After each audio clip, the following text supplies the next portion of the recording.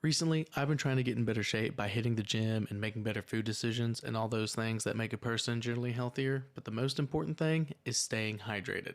Hydration is one of, if not the most important things to living a healthier and better life, and Liquid IV is your best ticket to achieving that goal. Liquid IV hydrates 2 times faster than water alone with 3 times the electrolytes of traditional sports drinks, which is pretty significant. I really enjoy Liquid IV because it's easy to take. It's easy to take with you, which makes it super convenient, whether it's after the gym or if I need to pick me up in the morning after a night out or just a boost of hydration while I'm at work. Staying hydrated is so much easier for me because of Liquid IV, and I think it can do the exact same thing for you. Also, if you're worried about the flavors, don't be. They've got strawberry lemonade and lemon lime, which are some of my favorites, and they are very good, but they got plenty of other flavors, so you'll find something you like for sure. So if you want to start getting and staying more hydrated, you should try some Liquid IV. Get 20% off when you go to liquidiv.com and use code BADMOVIE at checkout. That's 20% off anything you order when you shop Better Hydration today using promo code BADMOVIE at liquidiv.com. We interrupt your regularly scheduled programming to bring you some breaking news. There's been reports all over the area of something crazy going on, something big. People's homes, their minds even, are being taken over by something called, what is it they're calling it? They're calling it Bad Movie Debate. Hey guys. What's up? It's your boy. It's me, Jacob. We're back with another debate. And we have, this time we have... Bryant Hawkins. Yeah. All right. That's me. That's it. Yeah. That's you. And I'm me. Unfortunately. Yeah. And I'm me. And so here I am. So there's that. All right. Well, we're here. We're gonna talk about a movie. I usually wait for the title of the movie, but I'm gonna go ahead and say it just because I don't know. So we're talking about Southland Tales today. It's your first time, right? You had never. I had never seen this movie until I made you watch it. I was like, "Hey, you want to be on the pod?" And you're like, "Southland Tales," and I was like, "So that's a yes?" Like, because I knew of the movie. I have been waiting to talk about this. This is not the first time I have debated this movie. Like, that's fair. Obviously. I feel like it's yeah. You said you were like, I was gonna take notes, but I've seen it like so many times and talked about it so much, and I'm like, all right, damn. And I watched it last night. Yeah, no. Like, I was in a bar in Tacoma once arguing with my ex about this movie. Oh my god. And she calls over like the bartender and is like, "We're gonna solve this." She's like, "Have you ever seen Southland Tales?" And he's like, "Yeah, dude." She's like, "What was your opinion of it?" He's like, "Amazing movie." I was like, "Yes." Well, fuck. All right. Well, I don't know. I don't know. I got a lot. That's what we're here for. I have a lot to say, but also nothing to say at the same time. Maybe like this movie. Yeah, maybe. Whoa. Maybe. Whoa, already got you. Hot take. Already got you. So I'm gonna say it's bad. He's gonna say it's good because obviously you heard what he just said. I love it. First, we decided surrealism probably for the genre because we had a back and forth yesterday a little bit about like where do you put this. Yeah, this oddity is of its a own. movie. It's its own thing. Yeah, which makes it which is why like today I was like, let's just go with surrealism because it is so odd. Yeah, and like that's. I think surrealism is correct. Enough. Like you got to consider that this movie, literally the first 3 parts of the movie are a graphic series, which is one of my complaints about it because it right. starts it's like part 4, and I was like, what the fuck? And yeah. I like did some research after. There was this 20-minute long YouTube video, and I was like, okay, yeah, I guess I'll watch this. Because like I don't feel it was late. I had a really long day yesterday with Austin. A fun long day, but like a really long day. We got up to go see the sunrise at Coolidge Park. Nice. And it was like 11 o'clock when I finished the movie Yeah. last night. So it was a long fucking day. I was like, okay, I'll watch this. I got like 5 minutes in to the video, and I was like, I'm just gonna read some stuff. But like one of the first things he said is like, yeah, you gotta think about how it's like the graphic novels before, and yeah. I'm like, what? And I was like, yeah. Are you kidding me? Yeah, it sounds like the production of this was like quite the undertaking and did not go as they desired. Well, that's because I'd heard of the movie like even when it was coming out, but I'd never heard of the graphic novels until this dude had brought it up in his YouTube video, and this guy was like, it was like a 20-minute video, and the first like 5 minutes was just like explaining the graphic novels and like the intent behind them Yeah. and stuff. to I be was fair, like, I've oh, okay. never read the graphic novels. Yeah. Yeah. Well, apparently the intro with like the computer screen type thing is basically him trying what to fit is. it in. Yeah, Yeah. he's trying to shoehorn it in to be like, okay, well, nobody fucking read them, so let me do a different cut. Okay, so we're gonna go with surrealism. So, what are your top 5? And this doesn't have to necessarily be in any particular order. Right. And stuff. It's just like what you throw in like the top 5 surrealism. These are So money. like the way I was thinking about it when I was putting this list together is like, what are the films that I consistently think about that kind of fall into this? Maybe they're not the best films, but they're films that have kind of like walked with me for my life. Oh yeah. And I mean, obviously, I'm a David Lynch fan. We watch Twin Peaks every year, like as a group. So I mean, I think up there is like Mulholland Drive, Lost Highway. Yeah. Like those two are surrealist masterpieces. Yeah, one of mine. I'm just gonna interrupt you real quick. One of my ones that I put down was anything Lynch has done, but I guess if I have to pick specifically, Blue Velvet. Yeah. Like if I have to pick one, anything Blue except Velvet. for Inland Empire. Yeah, which is funny. I have the Criterion collection of that. Yeah, I just got that at great work. film. It's great, but kind of runs with this film in that same sort of way. It's a little, which is funny because it came out. That one came out 2006. Yeah. So there was something going on. Yeah, there was something in for the sure. zeitgeist. Yeah. The other two that I was thinking of that I've watched recently is True Stories, the Talking Heads. Lead singer. Yeah. A little less surrealist than others, but it rides that line perfectly between Is that like, the concert one? Or no, that's a different one. So this is like an entire fictional This town. is an actual film. Yeah. Okay, yeah. Because I knew they had the two, but I can't ever remember the name of the one this that's is like the David concert. Byrne's thing. Oh, okay. Yeah. So like he wrote the music for it. It's got John Goodman in it. Oh, fuck yeah. Okay. Dude, yeah. it is incrable. All Like right, if you haven't seen it, I haven't. I've seen the like concert one that's like kind of weird too and stuff that they made fun of on documentary, or they did a documentary now episode about. Yeah. No, this is like a whole different thing. It's like centennial of like this Texas town. Oh fuck. And it's just David Byrne driving around and like interviewing all these weird surreal characters in this tiny town. It's amazing. All right, bet. Yeah, I'll need to check that out. That sounds dope. I think that came on. What was the name of it again? True Stories. Okay, yeah, that came on. I was looking up like lists of different ones, and that was one that kept popping up. The name, but I was like, I don't know that one, and kept going by. But it's the Talking Heads one. That makes sense because I know that one or have heard of that one. But yeah, and then Eternal Sunshine of a Spotless Mind is like also on my list. In that vein. So good. And then like honestly, this movie is pretty far up there for me. I figured it would be. I love this film. So those would probably be my top 5. That's fair. Somewhere in that range. Yeah, 5 plus all the Lynch stuff. Pretty much. The so Lynch universe. all the Lynch stuff, Blue Velvet, Mulholland Drive, fucking Firewalk with Me, even like Twin Peaks show, but whatever. Yeah. One of the more recent ones for me, well, I had Eternal Sunshine on there as well, but then one of the more recent ones, this one just came out, Beau is Afraid. I haven't seen that. It's the Ari Aster one. He's the one that did Hereditary and Midsommar. Okay.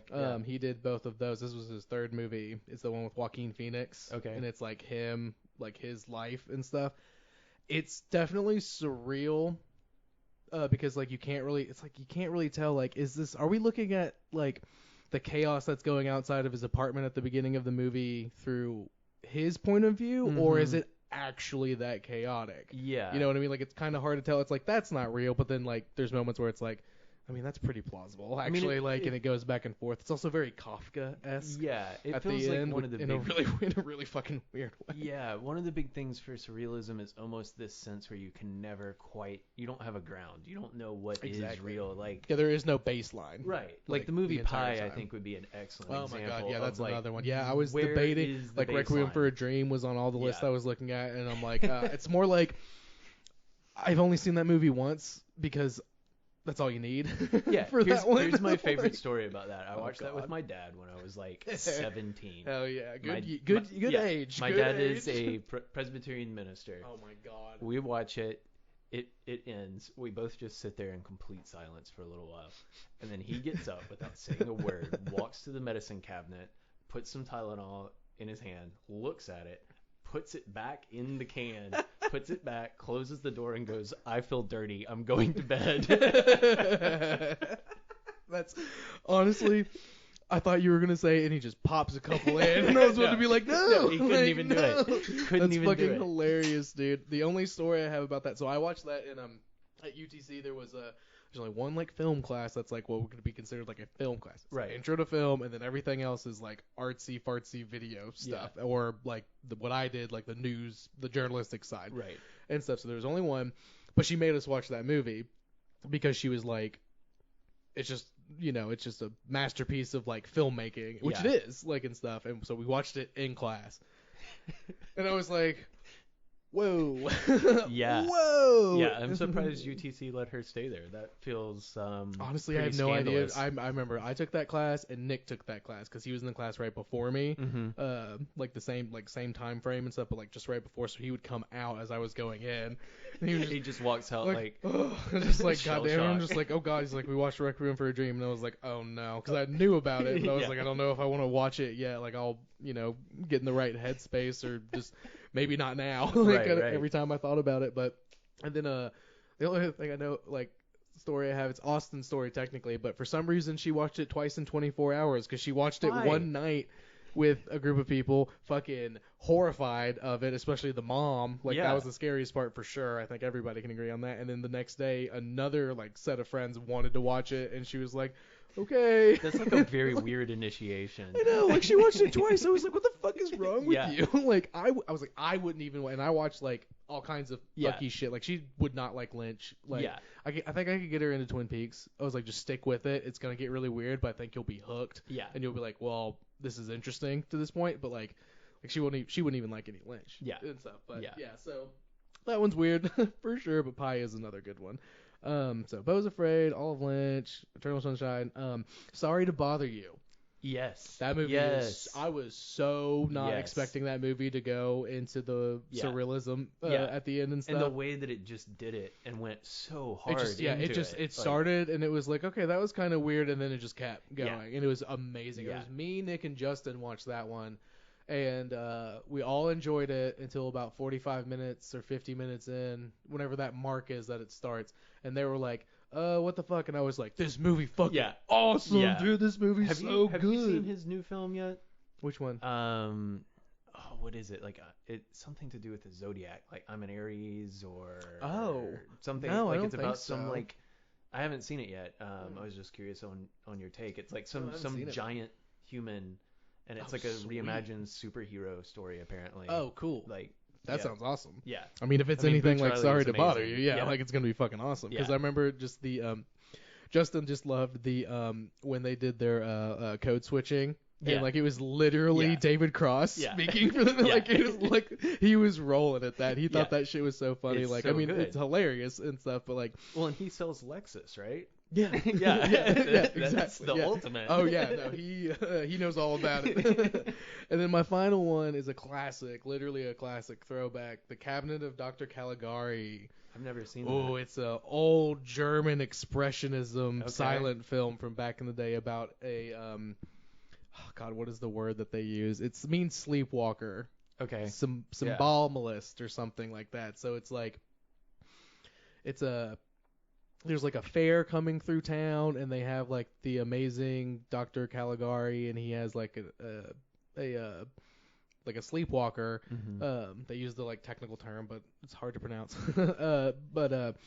And like there's like death and murder and like mystery of like what's going on and like what's causing it and stuff. But like all the backdrops, it's all studio based. I mean, it's silent film. It was all studio based back then anyway. But like the like almost, I don't know if the right word is like abstract, like the cityscapes that they do for the background and yeah. stuff is like, it's very like hand drawn Tim Burton-y Yeah. kind of. Is and it almost stuff. like that Looney Tunes? Yeah, kind of- Tex Avery kind of- vibe? Yeah. kind of cartoony to Yeah. an extent and stuff, but it's really weird. And then by like, because like, and this is like a story you're hearing secondhand, and then there's like a twist at the end and stuff. It's fucking awesome. What is it called again? It's called The Cabinet of Dr. Caligari. Okay. You can get like, I'm sure there's like expensive Blu-ray versions out there, but Sure. it's one of those like, it's I'm mostly sure on you DVD. can find it on YouTube. Yeah, you could probably. Yeah. I think that's where I first watched it. It's Yeah. free on YouTube because it's Yeah. from 1929. So, Yeah. but yeah, that one is pretty fucking baller. Interesting. It's I'll have it's to a look good that it's up. it's real weird. But again, it's a silent film, so don't look away because you'll Right. miss the title screens that are Right. like, hey, this is what's happening right Right. now. But it's pretty short, so Yeah. it's very good. So that's like that's my oldest one. That's my OG one. I would be shocked if that wasn't one of Lynch's like hell yeah, I love that fucking movie. Oh, yeah. You know, probably in his top 10. Yeah. Have you Probably read his so. book, Catching the Big Fish? Yes, Yeah. I have read that book. It is right over here somewhere. Nice. This is my nonfiction wall. You should, if you haven't heard the audio version, it's I think I need Lynch to listen. reading it. Oh my god, yes. It's That's so what good. I need. Does he It's- read it like Gordon though? Oh, I mean, he reads it in his voice, so Like- it's like screaming? Gunter was an amazing carpenter. I loved watching him as a kid. The way he put pieces of wood together just looked like magic to my young eyes. Yeah, Like, exactly. yeah, it's amazing. Oh my god, yeah, that's incredible. Fuck yeah, I'll need to listen to that because it's been a while since I've read it, so I'll I need mean, to listen it's to it. actually like a very interesting book. No, it's in a awesome. lot The of concept ways. is cool for sure. I'm like, yeah, damn, I need to go on a Lynch kick. It's about to be spooky season. I need to just binge a bunch. Yep. Starting with Eraserhead, which is shouts out Eraserhead, another fucking great one by Lynch. Okay, so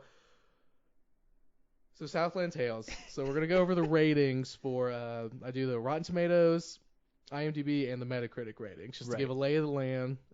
Bad. Yeah. This one was interesting though. I haven't had this happen yet. The Rotten Tomatoes, the critic was 41%, and the audience was also 41%. Yeah. It like critics and audiences Yeah, both agreed like 41% is right on the money for Yeah. this one, which is weird. This It's film usually got like booed. 20 plus Yeah. difference Yeah. when we do these movies. Yeah.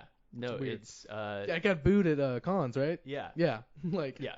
And then he went and recut it afterwards and allegedly made it maybe not better. he made it shorter and then included the beginning part that explained the graphic novels Right. from what I read. Right. I know. I always like to see what Roger Ebert said, like website says about it, and like he was still around for this one, 1 star out of his 4, and yeah, he was just shit. I was like, damn, I don't think I've ever seen Roger. Like he shits on stuff that Yeah. like most that I'm like, oh come on, it was better than that. Like if movies that he takes that he would take the time to watch, you Right. know, like. That I'm like, no, everybody loves this movie, and he'd be like, it's awful, like it tried, but like this one, he was like, fuck this movie, fuck this guy, Yeah. like I hate everything about yeah. it. He And I was- think he was coming brutal. off of Donnie Darko as well, which this was was like his follow-up a to- critical Yeah, this was movie, his second cult movie. classic. Yeah, a lot of when I was looking up quotes and stuff from critics, lots of sophomore slump, like stuff Yeah. like that, to that like poor sophomoric effort and like Right. shit like that. So Right. yeah, people were upset to say the least. IMDb, just users, just laymen like you and I, 5.3, which is literally, I don't think we've ever done a movie that's less than 5 or more than 6. There you go. So 5.3 technically is on the lower end of the IMDb scale for how this goes. So Bad Movie Debates sits in the 5 to 6. Yeah, apparently range. every single movie Interesting. we've done for IMDb is between 5 and 6. I haven't had one more or less. But Like, that's even kind of like, perfect because it's like At least I don't think so. Like I think even like Yeah. A Knight's Tale was 5.9, which is like I got a lot of flack. that's got to be like a 6.1. I would think. I don't Yeah. remember, but like I remember getting a lot like people like I posted like, hey, like we did this episode, me and my buddy Michael, and people were like, how dare you?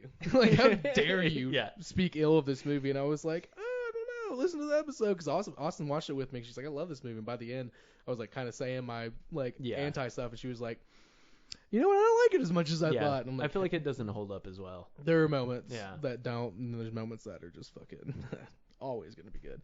And then Metacritic 44 out of 100, which is they're usually pretty harsh. Yeah. And then the user 6.2. So they liked it a little Interesting. bit more over there, Yeah. which is always interesting. Well, it's got the word beta in it.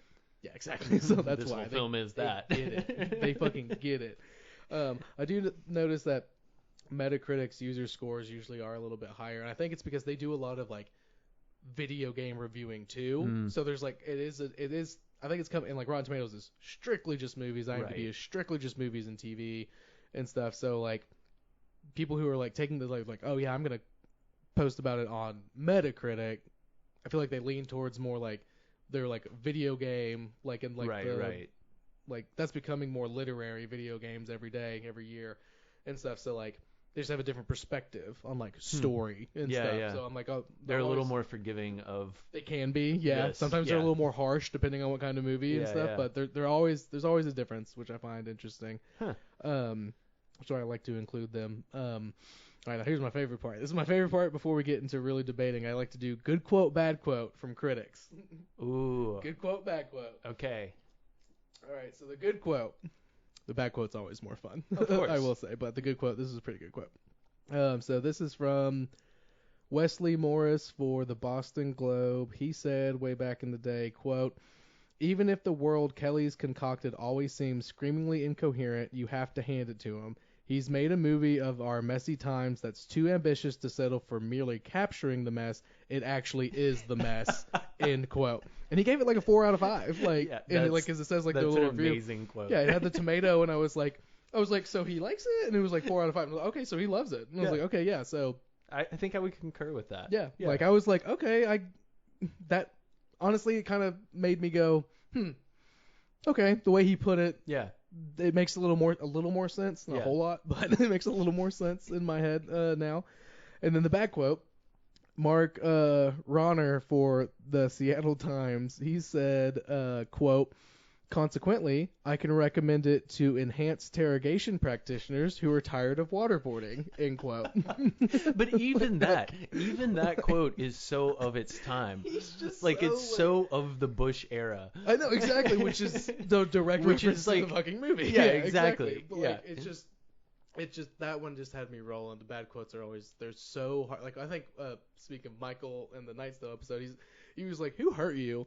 He's like, "Who hurt you? Why are like did you like we were joking like did you date like did your ex work on this film? Yeah. Like what is wrong? Why do you hate this Like this are you much? okay?" Yeah, like they're always so fucking brutal, dude. Right. And but that's why they're the best. But yeah, so he thinks it should be used as torture. That's Well, how bad this movie is. Then I must be a penchant for torture because I've A glutton for pain. yeah, I've subjugated myself to this too many times for it not to be that. Yeah, fair enough. If that's true. If that's true. Right. So, and then the last thing I like to do as to kind of kick off the debate, so I want to hear something that you don't like, and I will tell you something that I do actually genuinely like about the movie. So just one thing that you don't like, even though you like love this movie and you're like, hell yeah, like nothing's perfect. Right. You know, we can't all be like, I don't know, Life of Brian by Monty Python. That's Right. a pretty perfect movie, you Right. know, like, so we can't all be that. Right. I mean, I think my biggest complaint about it, especially having watched it like literally yesterday, Yeah. is that I think the film is coherent, Mm-hmm. but the storyboarding of it and the way they introduce new characters and some of the plot lines is intentionally confusing. Yes. And it didn't need to be that I was way. getting that feeling They watching could've- it. I was like, yeah. I feel like we're being kind of confusing for the sake of it. Right. Not because it benefits the Right. story or how I'm trying to tell the Right. story. There's a very Yeah. different way I think they could have storyboarded even just like those intro scenes where they're Right. like giving a recap of the graphic novel. Like Yeah, even some of that was like kind of. I was like, okay, so like there's like Right. a guy, he got blown up, and that's his name, and Right. then there's like this, and like okay, like, Right. yeah, it was Yeah, a little I think weird. that could have been done in a way where you would actually get a lot more out of the film. Yes, And I think I he agree did a with disservice in that regard. that's fair. And I mean, then he went and recut it Right. and tried to improve on it, and Right. it was at the very least it was a lateral move apparently. Right. Because people who like, there were some reviews that were talking about like. They're like, doesn't matter which one you watch, still don't know what the fuck is going Yeah. on, you know. Like, but he tried to, he's like, he cut it shorter and he put this at the beginning. Yeah. He tried to clarify it. I feel just as confused. So, did it help or did it hurt? No, it didn't do either. You know, and I'm like, all right, bad. So one thing that I actually genuinely like and I was not expecting, granted it was one of his like first films, I guess, when he broke into the movie industry. I think this is the most acting I've ever seen from The Rock in any movie Yeah. he's ever been in. Yeah. I don't get me wrong, I like movies that feature The Rock, most of them. Like I like the Jumanji movies. They're really good. Rampage was dumb, but it was fun. Scorpion you know what I mean? King. Yeah. That's fucking a baller fucking movie. I don't give a fuck what anyone says. It's a lot of fun. Yeah. It's not good, but it's a lot of fun. Like, but he's always playing pretty much himself. You know Yeah. what I mean? And there's not necessarily anything wrong with that. Again, it works. There's Right. one, him and Kevin Hart. It's a Central Intelligence comedy. I never saw that. That one's it's dumb. It's Kevin Hart and The Rock in a Right. comedy movie, so you know exactly what you're gonna get. Right. The plot has to do with one of them's like a secret eye, and one of them accidentally is like a bumbling everyday man shit. Right. But like it was quality. Yeah. You know, like it was like, yeah, this is exactly play it, put it on, do something Mhm. else, but like it's you'll laugh. Yeah. This was not The Rock, and I was No. very, very surprised by Yeah. that. Like and it's interesting too because he's playing a famous film big, star famous well film star, before yeah. he's actually like Yeah. everyone knew him from wrestling. This Yeah, is his you know. first film. Yeah, really. what's cooking, you know, Yeah. all that shit. Like everybody knew that, but this is his first like oh, he's on Uh-huh. the what's his name? Is it Richard Kelly? Yeah. Yeah, Richard Kelly's second movie. Yeah. Like holy shit, like let's go. And he went for it, and he Yeah. did a good job. You know, again, like regardless of like the plot and the script and like how confusing or not confusing it was at times, like he did a really good job with the direction and like Yeah. the writing he was given. And I was surprised. I was like, because I'm like, yeah, The Rock, like it's early, but like it was, I don't know, it's nice to see like that he wasn't typecasted as himself from the get-go, and he Right. tried not to. Right. And I was like, I really appreciated that from him, because I thought I was going to be like, every time The Rock comes on, I'm going to be like, and there's The Rock. Yeah. But I was like, no, that's Boxer. Yeah. Like I genuinely Yeah. felt like he was the character. So Yeah, I really or appreciated Jericho that. Kane. Yeah, like or- he yeah. actually does a good job being Yeah, both his both little characters. his little thing he does with his hands Mhm. when like shit gets really weird Yeah. and stuff was like, I was like, I've never seen him have like a character trait. Like they never Right. really explain it that well, much. It's him being Jericho Kane. Like it's Yeah, like he yeah. has that whole scene where they're talking about multiple Right. voices inside your head. Right, yeah. And memories and all that. True, like it's yeah. like him literally switching between two different That's right. Yeah, characters, it's like that's like his which is like, what I love about this yeah, film. that was like his like the switch or Right. whatever. Yeah, but it was interesting. It's like a character thing. yeah. Because it's interesting because it's like at first you don't, like, I guess what I'm saying is like at first you don't know, like you just notice he does it and it's like, oh, so like, oh, Mhm. the Rock, he has like a character thing. Like this is like something that the character does Yeah. that may or may not be relevant to the plot. Turns out it is in Right. some way. But like, In some way, In some you're like, way. I'm not sure I understand how. I do, I do. It's when he's code switching from Right. literally this character to this character. Right. Like, which is fair.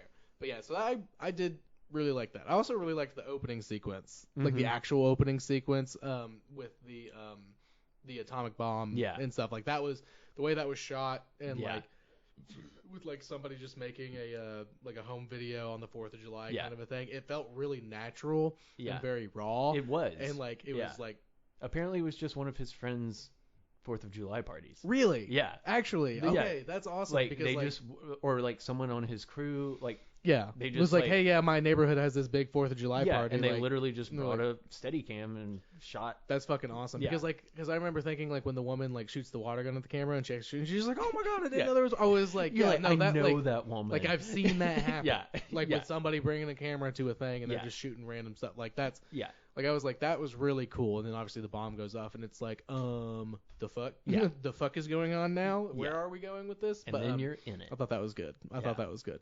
And then everything else after, I was Right. like, wait, what the fuck is I think the other going thing we on? need to mention about this film is how star-studded this film is. That was also like, something that was everyone is really in this fucking film. weird. You know, Yeah. like, as I knew that, like, going in, like, it was the guy who did Donnie Darko, Right. and you've got the fucking Sparkle Motion woman Uh-huh. is there, and then the woman as a part of like the like scientist crew with the Fluid Karma, like Right. like the one that was like the short. She's from Poltergeist. She's Mhm. like the Yeah. media. Right. And like, then the shit. Baron is Never Start a Land War in Asia. Mhm. You've got Sarah Michelle Gellar. You've got Justin Timberlake. You've Yeah, got which Mandy I was- Moore. Like I forgot Justin Timberlake was in. I knew he was in it, but I Yeah. was like, oh my god, it's fucking JT. His little goatee. I wrote that down. I was like, his goatee's looking a little rough, Yeah. but that's okay. yeah, it's just surprising. I didn't who all's notice in his that. face scarring until like the second scene. The first thing I noticed was his Right, goatee, and then I was right. like, oh, he has a huge scar on his face too, Yeah, exactly. which is funny. But yeah, and then it's a Sean William Scott. Mm-hmm. Okay, yeah, Sean William Yeah. Scott, who is great. Yeah. Also, I like most of the things that he's in. He usually does a really good job. Yeah, Amy Palmer is in it. Yeah, Amy fucking Baller's in it. Yeah. For like no reason. Like, Yeah. just like out of nowhere, rather. As Dream, Dream, the spoken word poet. Yeah, which is fucking it's insane. so good. And then, oh, who else? There was someone else that I was like, what the fuck? I can't remember who it was. Mandy Moore? Mandy Moore. That's Yeah. what I was like, what the fuck? I was Yeah. like, Mandy Moore is in this movie? Yeah. Like, what the shit is this? Like, yeah, it was really weird. Because I was trying to look up Zora.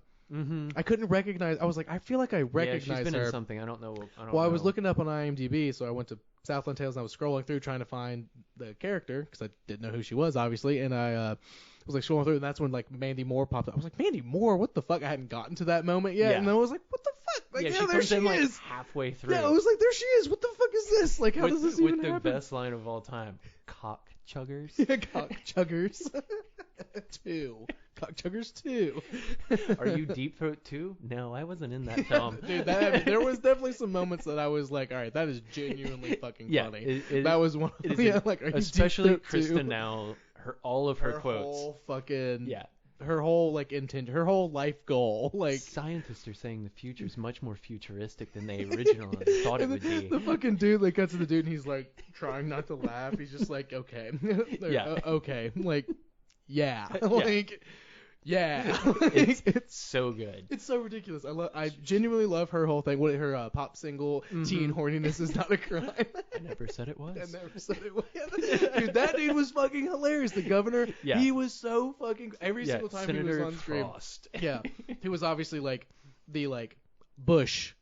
Well, they even show Bush in there. They show Bush, but like he was like a Bush-esque like politics. It's supposed to be what? Super Southern, like Clinton Lieberman versus it's Clinton Lieberman versus Frost Elliott, maybe. Yeah, Frost Elliott. Yeah, that's exactly what it is. But he is like definitely like the Bush like stand-in and stuff because he's just got that twang about him and stuff, and he just says all this random, and he's like holding the CD, and he's like, yeah, I never said it was. Did I just see 2 cars pork? Exactly, just like, which was also I was watching that and I was like, the voice of the audience. Yeah, he almost is. the whole way through. Yeah, exactly. Yeah, because that's exactly what I was like, these cars are. I was like, okay, they're gonna fuck, great, but then like the actual fucking phallus coming out and then the actual vagina being like formed, I was like, okay, I was like okay with it, but now it's real fucking weird. Yeah, but surrealism, surrealism, that's what you get. Should we orient our audience to what this film is? Do you want to take a stab at what this film is? Oh, absolutely not. I really want you to. I really need you to like. So most of these movies that I do are pretty one-dimensional. Sometimes there's 2 or 3 dimensions to them, but they're still pretty easy to fish out. So no, I usually don't have to do a lot of like exposition. Someone please explain what the fuck I just watched with the movies on this show. So since you're the expert, no, I don't fucking know about that. Well, relative to anybody else I know, that's fair. Hit me with it. All right, I'll take a stab at it. So the plot of this movie takes place after an atomic attack in Texas. The America Hiroshima, as they call it. In the intro. We don't know who attacked. That's never cleared up. That's right.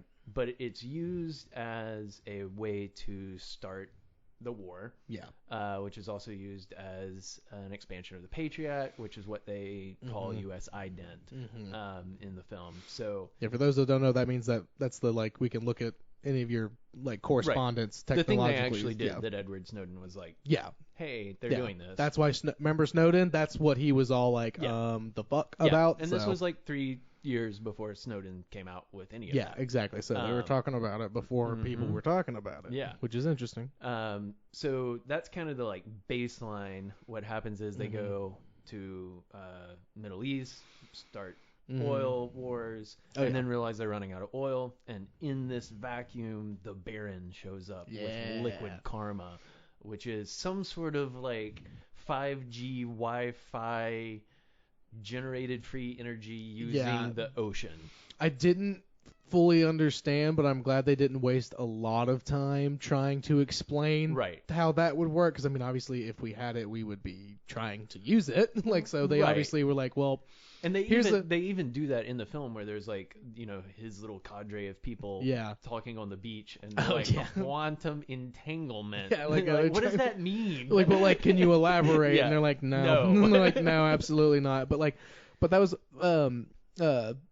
I'll get to that point. Okay, so liquid karma now exists. It's a fuel source, but what we find out as the movie moves on is it's also being used on soldiers in Afghanistan, Iraq, and what Justin Timberlake's character is like shown on screen a couple of times, claiming that they had battlefield telepathy.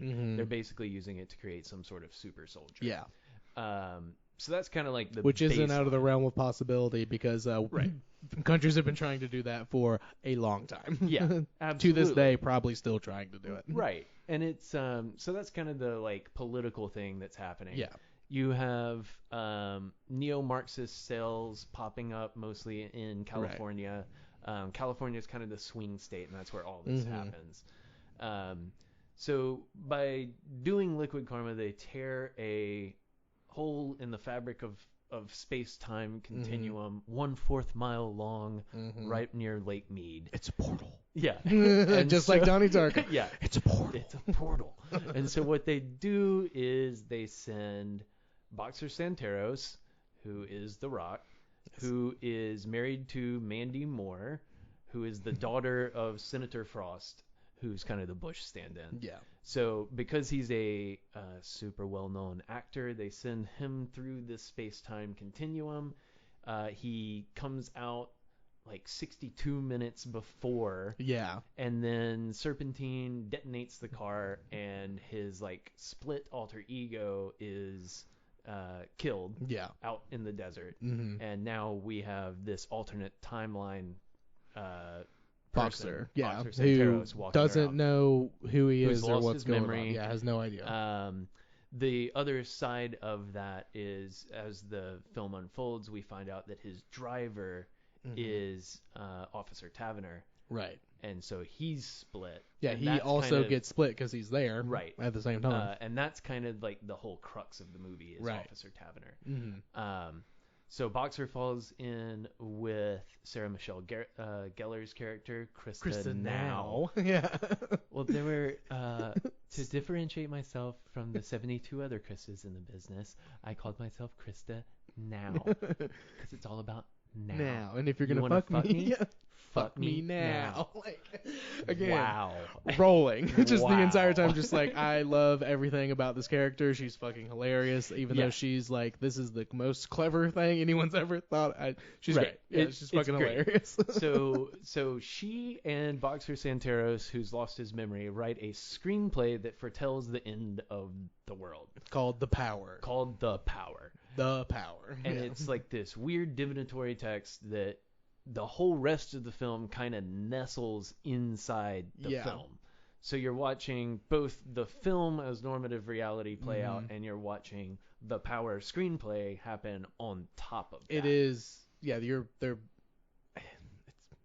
it's weird. Yeah, it's weird. Like, and they never say that, so it creates these really weird moments where like people will flip, like Miriam Fox, who's also works at US Ident, doing bathroom duty at LAX. Doing the bathroom duty, watching people take shits and barf or whatever the fuck. She, downloads this text and becomes possessed by it and starts to channel. Yeah, because she's a huge Boxer fan. Like, she's obsessed with him. She has a little shrine to him, on her fucking desk and stuff. So she's like, I am going to. At first, I think she's like, I'm going to playfully become this character, but then she becomes it like more for real. Yeah, and everyone's doing, so like the Baron has his like little cadre of people. There's that scene in the bookshop where they're talking to Boxer, and she's like holding like tarot and divination encyclopedia. Like, she's holding an orb at one point. Oh yeah. Like the whole thing is. Yeah, and they have the screenplay. Right. And they're like, we read it and we really like it. Right. And they're like, and he's like, the fuck? Right. Like, And then the whole time, as the film unfolds, you also realize that the Baron is behind Krista, and the Baron is behind Fortinio. Yeah. And the Baron's behind. He knows that Mandy Moore has been sleeping with Brad. Yeah. Like he's I'm just pregnant with your baby. That's actually Brad's Yeah. baby. he's just kind of got all these evil intentions, and we're never fully sure what he's doing. The other plot line that's happening is the neo-fascists.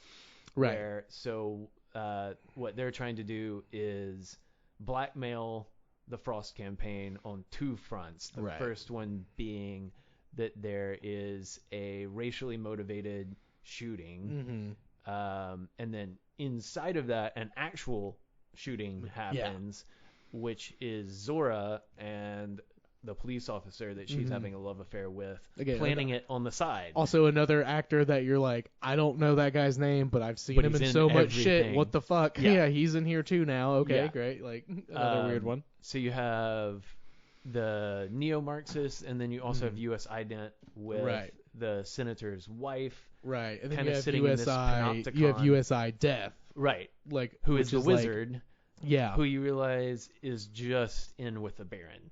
Yeah. Yeah. Like, So the whole film works all the on these, Baron. like, Yeah, at the end of the everybody day. is interrelated. There's never any point where, like, once a character is introduced, they show up over and over and over again.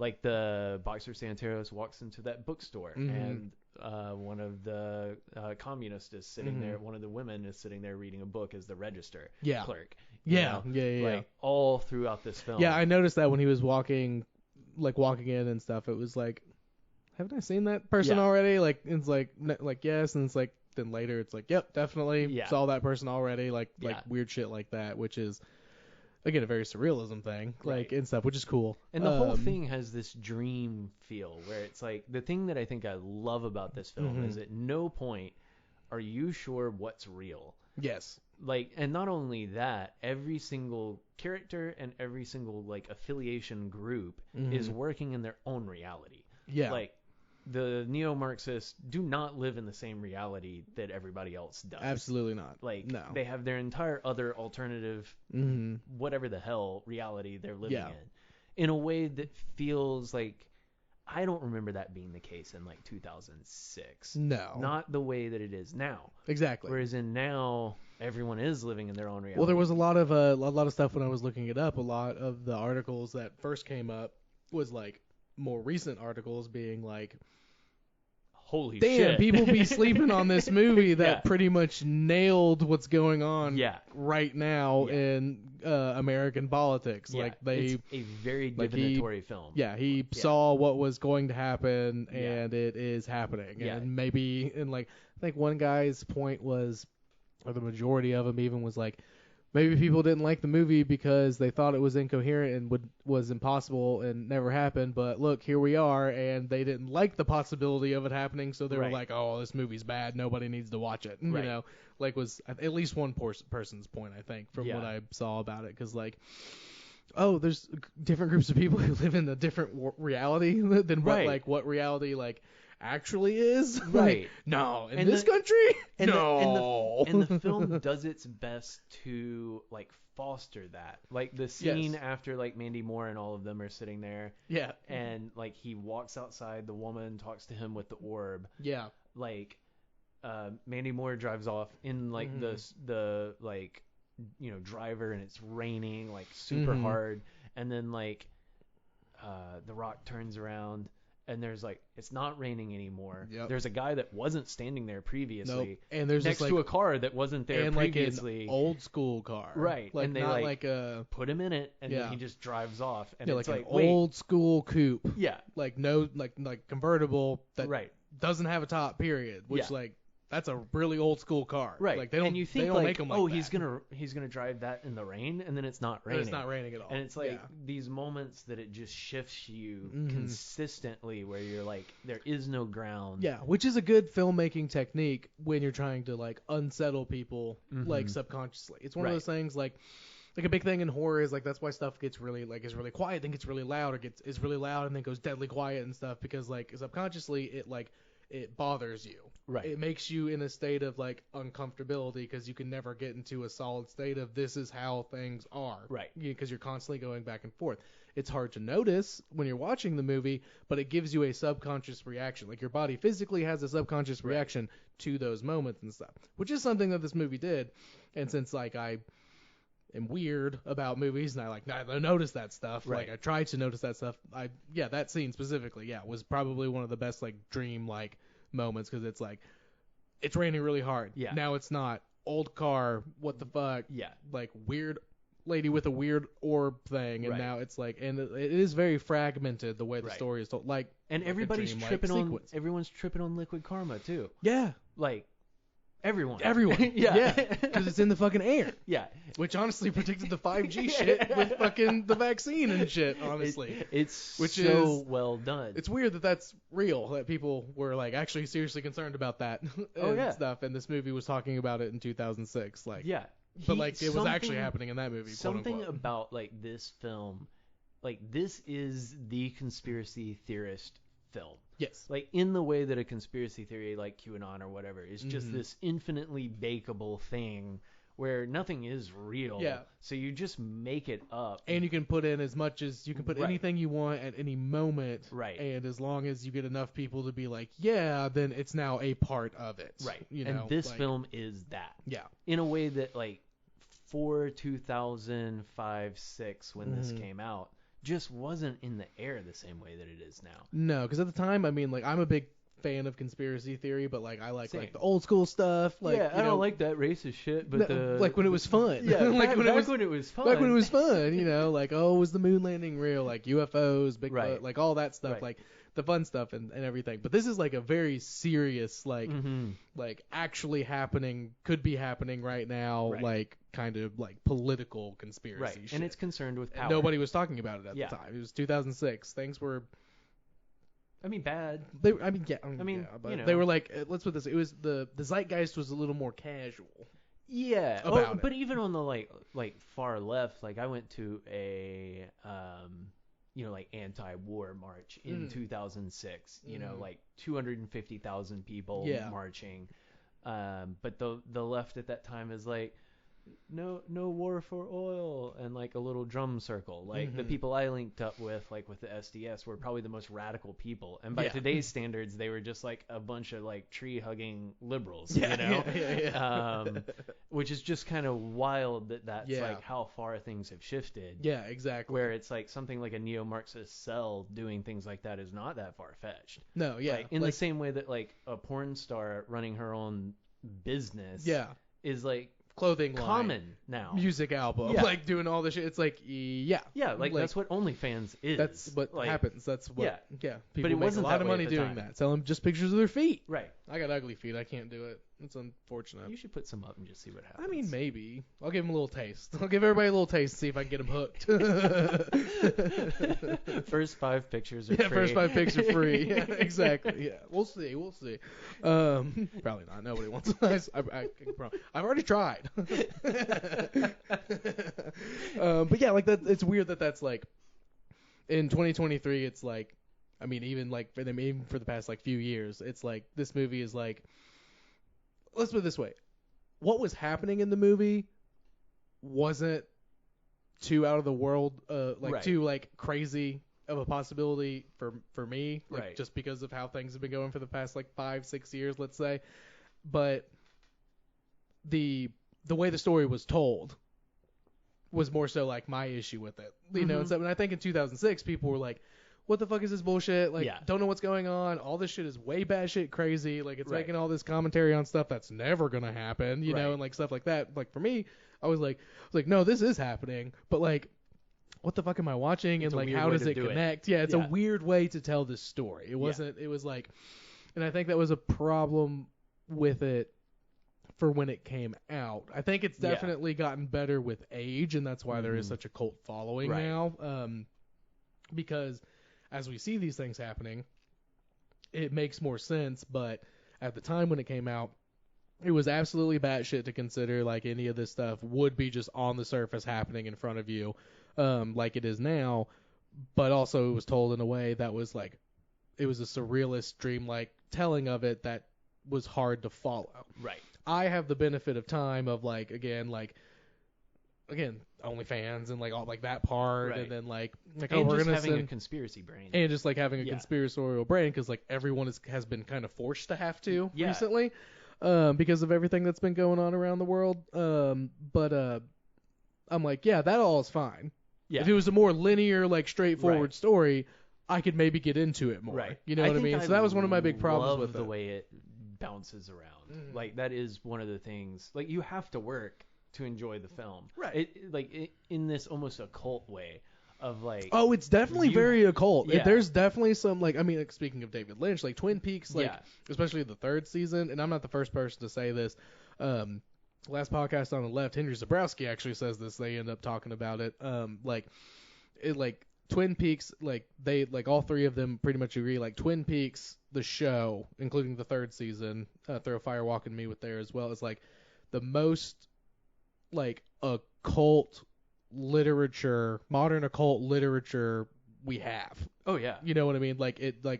Based on what the occult has been for the past 100 years. That's Yeah. oh, you want to have a starting point? Watch this show. Yeah. And then read, and then I think Henry Zabrowski's you really need to have a laptop open, and after every scene you need to fucking Google what the fuck and stuff, and then you'll Yeah. be up to tune. So that's not my Well, original that's Big idea. Robert, Frost thing Yeah. in that was the whole way through. Yeah, It's exactly. all right, Project Blue Book. We're gonna Mhm. throw in all these weird alchemical symbols. Oh, it's all and- fucking it's very Crowley.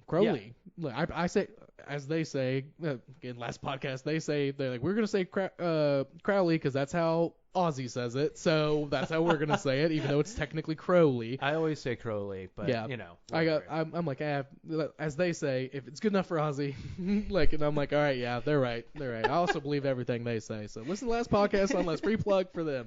Or just read Aleister Crowley. Or just I don't know, maybe not. What is it? White Stains? Maybe not White Stains. Yeah, That one's- you know what? I when he take was- it back. yeah, not don't that one. read the man. The Book of the Law It's fine. is fine. You could Yeah. start there and I then use his tarot deck. I find his tarot deck Oh, yeah, I very have it useful. somewhere. Yeah, in here still. but across the board, whatever. yeah, but Yeah. that's not the point. Yeah. Point is, Anyway. it is a very occult movie, a la the surrealism of Twin Yeah. Peaks and Right. stuff. There are occult things which are in a more modern way, because obviously Twin Peaks was an early '90s show Right. and stuff, and he was obviously getting on Alistair's shit and bringing the whole Black Lodge stuff. That Right. is straight Scarlet Woman. That is fucking straight up Yeah. his shit and stuff. And this movie doesn't tap into the Alistair stuff, but there is that the ether of that It's throughout way this more entire chaos movie. magic. Yeah, Yeah. exactly. It's weird. Yeah, it's everybody. weird. Everybody. I'm not gonna say this movie caused everything to happen, but I'm gonna say it that didn't would be help. horrifying. I'm gonna say it didn't help. Yeah. Maybe I it mean, may have put some stuff in motion that they maybe didn't intend to. I think It was he supposed to just- be a warning, and maybe it opened a door. Yeah. Instead. Yeah, I think he pulled something from the zeitgeist Yes. and Yeah. and did something with it. It's honestly, weird. It tapped into the collective unconsciousness. Yeah. In some way. This has happened before. You know what I mean? Right. Where someone has put out a piece of media that was oh, this is bullshit, and got panned, and now And with now the you're hindsight of time, it's ooh, damn, we should have ooh. maybe paid Yeah. more attention, to what's going on. The other thing that I think we haven't talked about is Justin Timberlake's character Abilene Yeah, and we need to talk more. and about him, I think. Officer what is his name? Oh my God, Taverner. Taverner. Yes. Because really the whole film is about their relationship, what happened in Fallujah, Yes. and the forgiveness that has to happen in that space. Right. And so despite all the times that they're reading from Revelations and all this apocalyptic literature, the thing that's really going through it is that Officer Taverner does some sort of friendly fire event that causes JT's crazy weird scar. Yeah, and he thinks he's dead. He thinks Right. he killed him. He thinks he killed during him. that. And then his soul gets split, and the end of the movie, the thing that ends the universe, is the same person, the same soul in two different bodies shaking hands. Yeah. But it's not. I don't think it's that ends the world. It's the forgiveness that one part of that soul Yeah, because gives as they're to the flying other up, one. if you haven't seen this movie, this is going to be a really weird sentence. This is going to be like a brand new sentence for you, one of those kind of things. As they're flying, as the two souls that are separated into two different bodies are flying up into the air in the ice cream truck, Right? and they shake hands. They're Right. having while that, the guy is while the firing guy a on- bazooka yeah, while at the guy on the top Mega is Zeppelin. at the Mega Zeppelin. Yeah, again, a lot of new words, a lot of old words in a new way. Again, if you haven't seen the movie, you need to watch it because It's a trip. Again, that part will make sense. Maybe the whole movie not so much, but like that will make sense. As they're going up, let's say the second version of him, the one in the cop uniform. So like Right. I would say he's the second. Yeah. One, right? Because that's the one that they brainwash. He's the one that doesn't Yeah, remember he's the one that everything. doesn't Like, and remember. and that's the neo-Marxists try to like get him to do the Right. shit. He's talking to the other one, being like we need to forgive. Like he's like saying he's like, and the other one's like, nah, like nah. But then they Yeah. get to a point. It's not even we need to forgive. It's It's literally you. one of them going like, you have to remember what happened in Fallujah. And he Right. goes, I remember what happened in Fallujah. Friendly fire. Right. I forgive you. And the other one goes, no. And this is all while a gun's pointing at his head. Yeah, he's got a 'Cause head he's gonna gun to kill his head. himself. Yeah. Leaving the other one. Right. And presumably saving the world if he does kill himself. Yeah.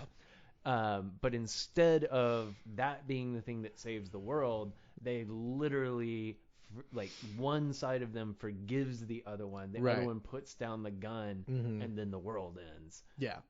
because they became integrated. Yeah, and because they came back together, forgave, moved on, and Right. that's what the world needed. Right. Which so- I think is so interesting. I think it is too, and I have a question about like how does that play, because we haven't really talked about the religious aspect so much, because like when we first see Boxer in Sarah Michelle Gellar's and Kristen House apartment, or like Yeah. condo, whatever the fuck, they like he's like washing his face or whatever, he's got all of his tats, but Yeah. there's a tat that I don't think The Rock actually has that The is Jesus. Jesus's face Yeah. with the and then it crown. bleeds.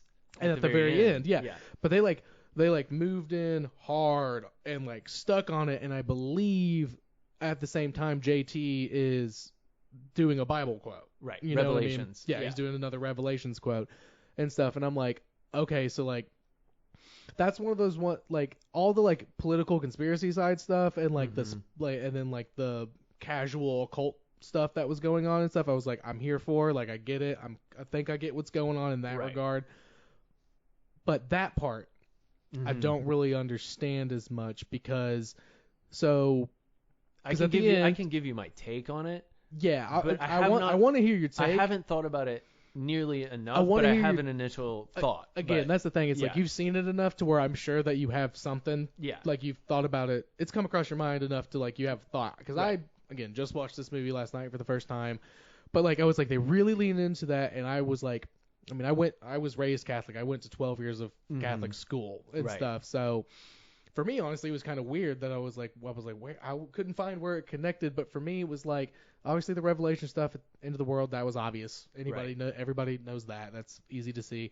But then like the Jesus tattoo being so hit on at the beginning, and then as far as I can remember, cut to the end when they're in the Mega Zeppelin and it starts bleeding. Krista now says something. She literally just says the word stigmata as he gets back into bed.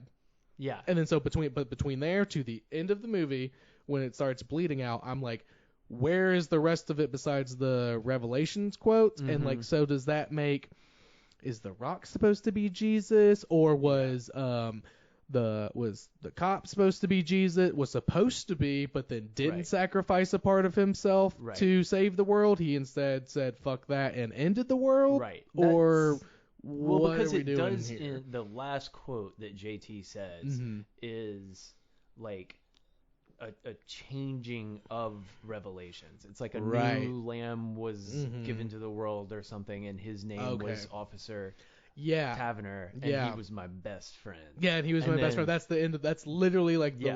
the last line. Yeah. Or I think the last line is a a pimp doesn't kill himself. Right. Because there was that whole Yeah, thing. which is never explained. But Yeah. I do think that, like, I think it was just dialogue that was supposed to be like kind of funny but also relevant at the same time that Somehow. just didn't land. Because there was a lot of that where I was like, I get how this is tying in, but like, why would you say it like that? right. Which was another one of the issues Yeah. for me though. I was like, I finally felt like I knew what was going on, and now you're gonna say some off the wall shit and use the word pimp in this context in a way like what? Like, but regardless, continue. Yeah, I mean, the thing that I think so interesting about like the religion aspect is in the same way that like American political theory and common religion at this point is so not religious. Like, it's American exceptionalism wrapped in religious garb. I mean, I'm sure you've seen, like, there's a bunch of pastors who've come out recently who've been like, my congregation has told me that they've officially told me that Jesus is weak Right. because he would turn the other cheek, and that's not what we need to do politically. Right. And so they're just like, nah, Jesus is a pussy, Right. and we need to fight for, you know, the And this Christian is like, theocracy that right. they want. And this is just something I've been thinking about because I had a dream. Whoa. Oh shit, man. But there's this guy named Joaquim de Fior, like 1200 AD, and he's the person who created like Christian apocalypse as a thing, all based on Revelation.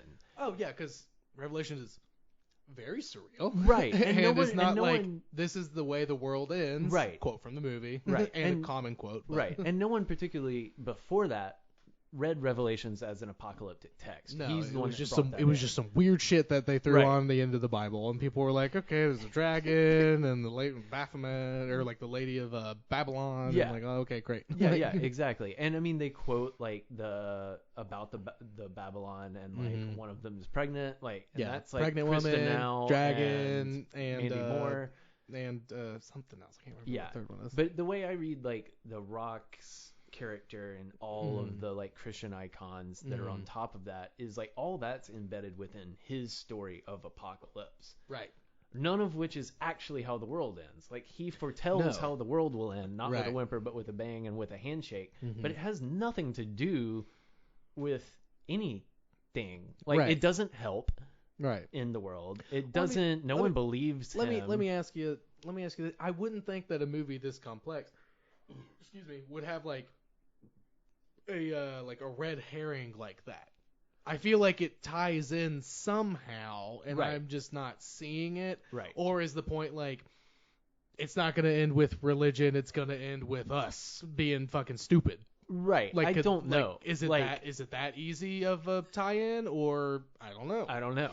I mean, that's what I like about this movie is like every time I've watched it, I come away with a different interpretation. Yeah, which again is the definition of like surrealism. Like, Right. I literally watched I've seen Twin Peaks so many times, and Blue Velvet so many times specifically, and like every single time I'm like, God damn it, Lynch, you did it again. Right. There's bigger fish. Right. And that's Like- exactly how this film works. And I mean, on this last watch through, like so much of it to me seems like it has to do with like war, violence, extraction, like all of that's happening, and the path forward is like this forgiveness and integration that has to happen. It feels like that's the answer that it's giving you. Right. Well, I mean, again, And blowing up, turning like, the other cheek. Right. You know, forgiveness. That right. But Jesus was all about that. all that's happening while they're blowing up the Mega Zeppelin full of the richest and most powerful people Well, that was on the planet. the plastic surgeon's son who Yeah. was trying to be a gangster. Right, Like, kinda, exactly. or excuse me, a gangsta. Not a Gangsta. gangster. Not an Al Capone, but a Right. a 90s Yeah, gangsta. a 90s gangsta. Which is hilarious, and I love that character, honestly. Dude, and the other thing we haven't mentioned, which is a total aside in the film and right now, is the amazing Killers cover with Justin Timberlake singing after taking Liquid Karma. So I have a question about that, because I did write that down.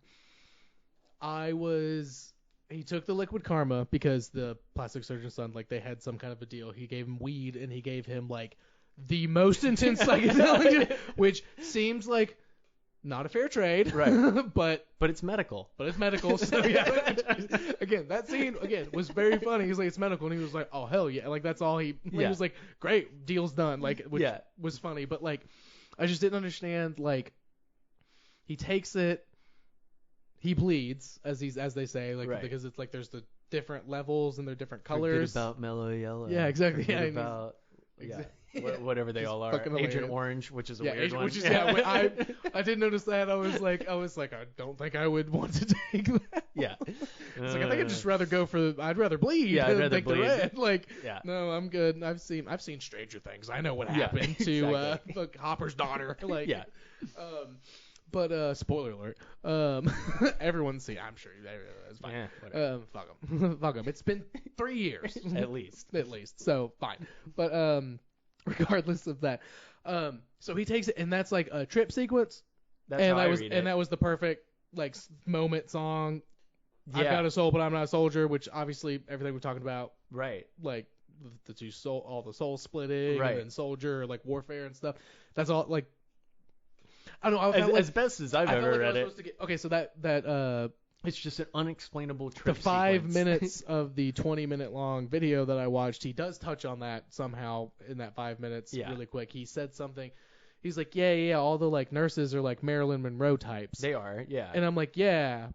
What I thought was, but he didn't elaborate on it in the video, and I was like, so, but like, why? What I thought was so interesting we're harkening back to a different age. Like, is that what it is? Like in this trip? Like, I mean, this last time that I watched it, like the one thing I really noticed about that sequence is it like starts off super sexy. Like he's drinking the Budweiser, they're all like around him, and there's like all this innuendo of them like dancing down his body and him making like little winky faces. Those girls had a great time. They got to dance up on JT. They probably ruined those takes multiple times just so they could keep taking them. I'm fucking Justin Timberlake. Come on. I'm sure. Come on. But then it ends with him like having this moment where he's stepping back from that, and he's bleeding the entire time. Out of his chest and his back and stuff. Right, and he's having this like almost bad trip moment. Oh, he's not looking good. Yeah. Everything slows down. Yeah. And the women very subtly The thing I noticed is like the women go from being this like sensual, sexy nurses to like this garish clown thing just by like slowing it they slow it down, and then I noticed too, like when he starts to like kind of be off and stuff, like they're dancing right behind him, and at first they're just like kind of doing their thing, but then like I started like looking at them, and they're all like looking directly at the back of his head, right? And I'm like, that's very fucking scary to me. Like, and it's that's like, weird, dude. The thing I kept questioning throughout this whole thing is like this time I've never done it before was like, is he actually dead? Because the only time he only talks to the fucking one dude the entire time. He talks to that guy, that's it. Like, you know, there's no point does it ever feel like he's actually a tangible person living in the world, other than like when he shoots the neo-Marxists. Yeah, I think the only reason that we know for a fact that he is alive is because he does shoot somebody. Right. And then when Officer I can't remember Roland Tavern. When Officer Roland, he Officer Roland, why does that sound familiar outside of this movie? Officer Roland. Regardless.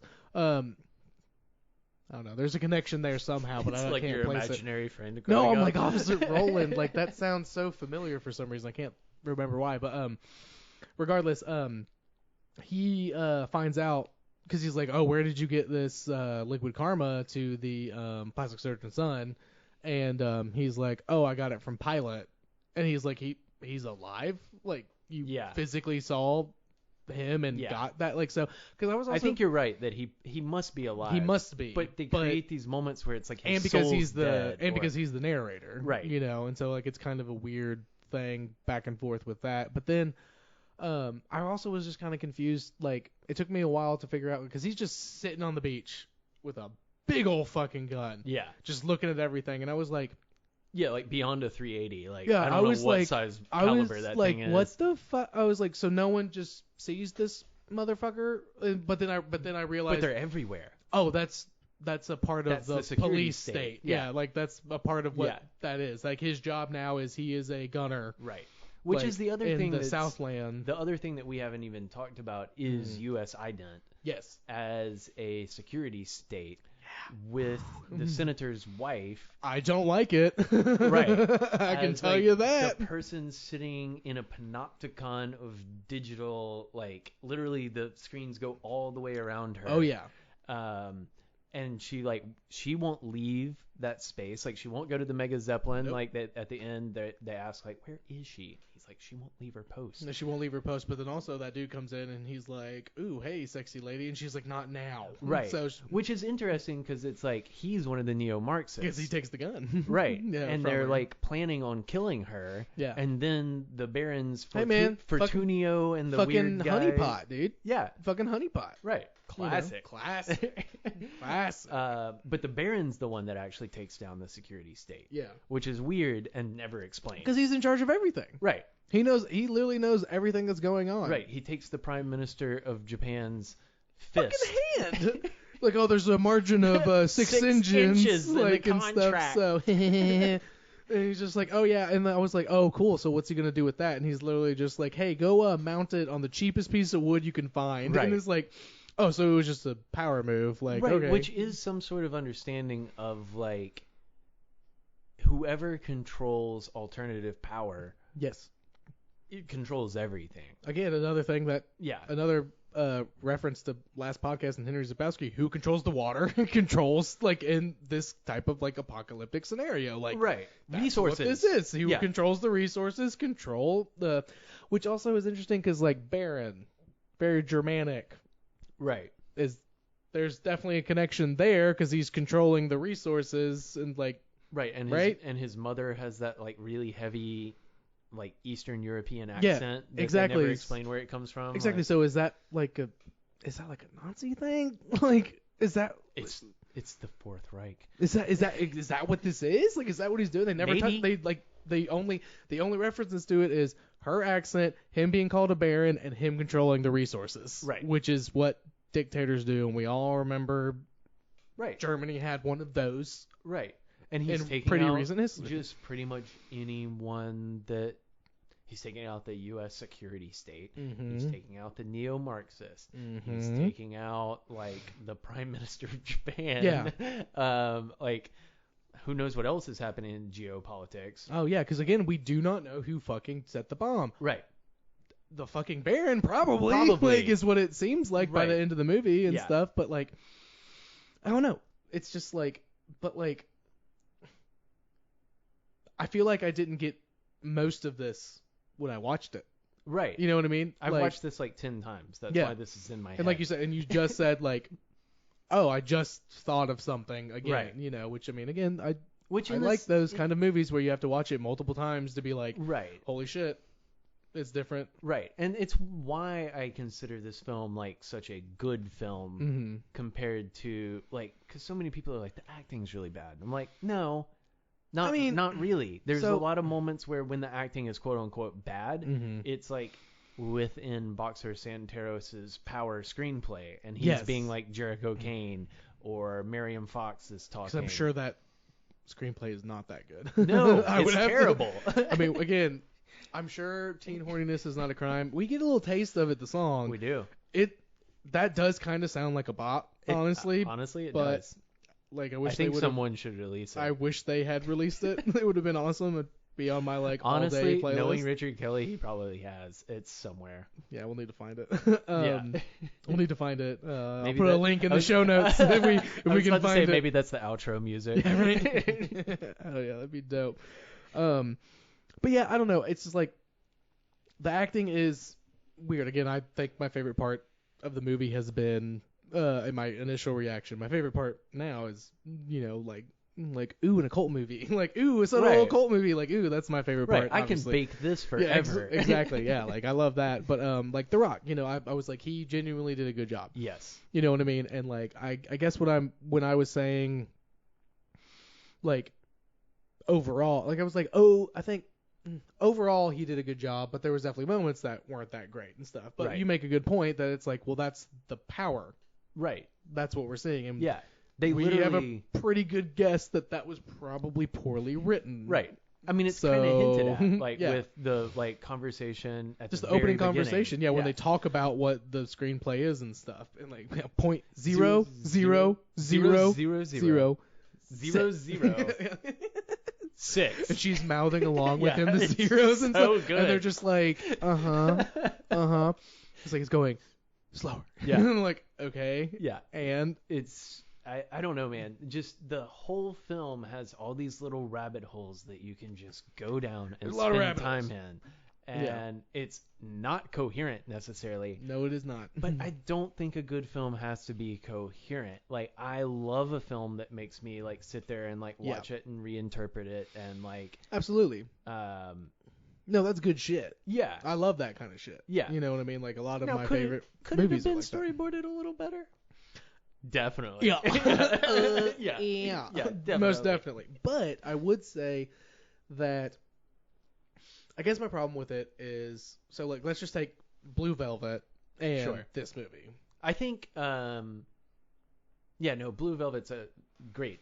It's my it's a good most one-to-one. rewatched Lynch one, so And I've seen it a I'm good going to bit. use it as the metaphor. Yeah. I'm going to use this and as I think it's the one that does the most dream sequence, stepping outside. There's films happening within the film. right. Like, Yeah, exactly. So let's just say, like, I'm not going to get too deep in it, just because this isn't an episode just about how great David Lynch is. He's great. He's great. Fucking watch everything he's ever done. Even that.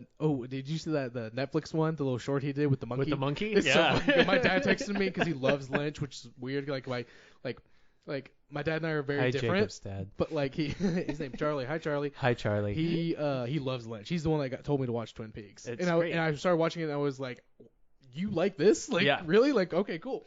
But he watched that and he texted me. He was like, what the fuck was that? He's like, I liked it, but what the fuck? Like, Yeah. but regardless. Blue Velvet, and this movie, Southland Tales.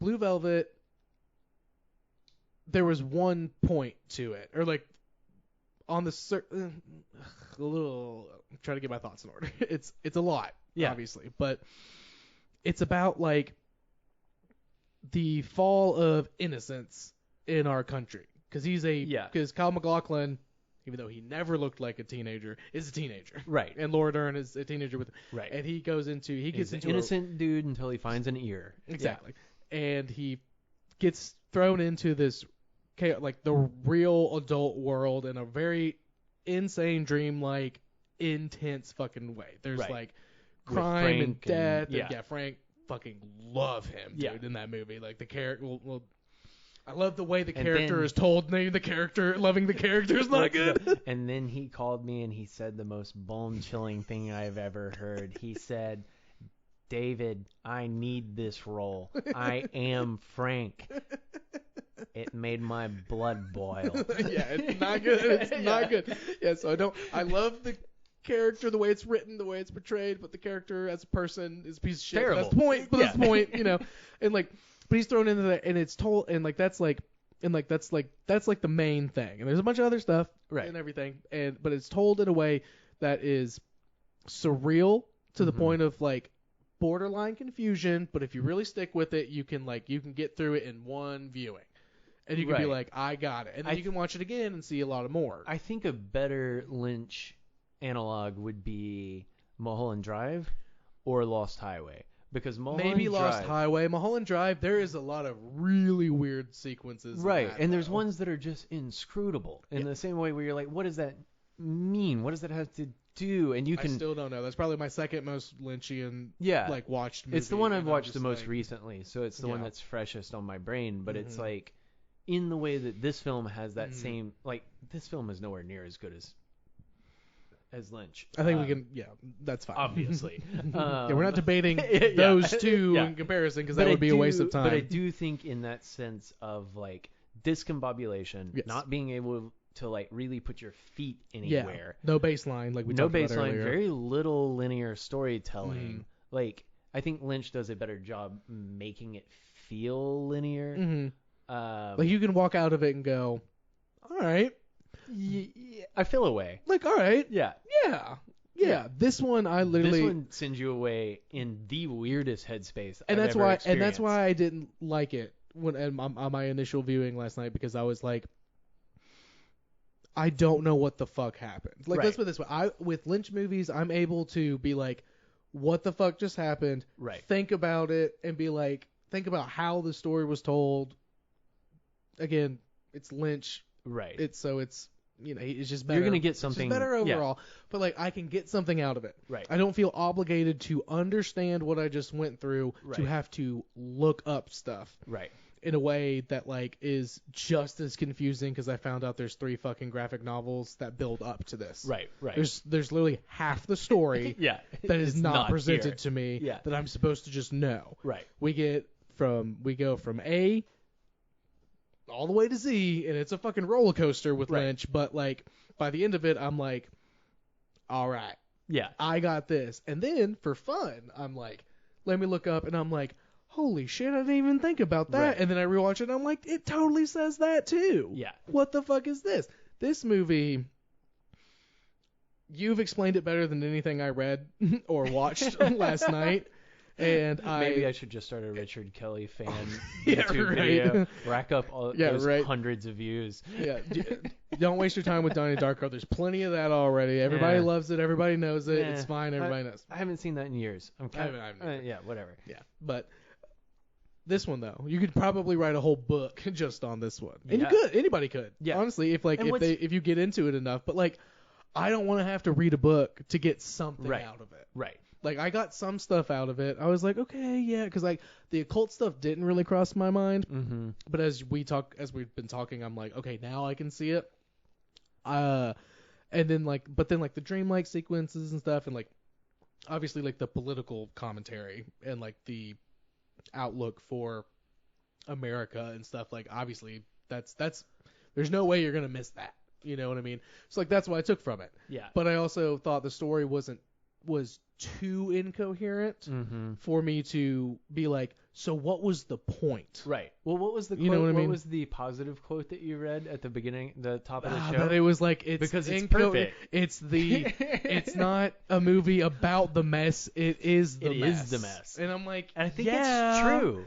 Like, yeah, I read that. Like, I was putting together all those like beginning show notes like an hour before you came over, and was looking through quotes and stuff. But that one, I picked that one because I was like, yeah, it's definitely a fucking mess, but like it's a mess. It's a very intentional mess. It's an intentional mess, in which this I very can postmodern way, which I can where it's appreciate. like every mistake, quote unquote, is on purpose. Like, That's what I'm saying. I wouldn't say that there was. Let's put it this way.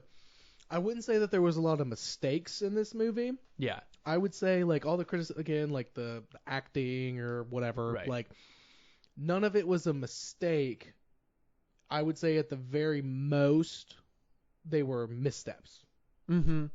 Or and- just weird dream shit. in terms of like trying to make people understand. Like a lot of people Yeah. like, just as a completely different, but like just as an example, like Christopher Nolan. People love pretty much all of his movies. People are obsessed with. Yeah. All the way back from The Following, his very first one, and then Memento, all the way to now Oppenheimer, which Right. was pretty fucking dope. Yeah, I haven't seen it yet, but I love it. It's on my list. It's good. Yeah.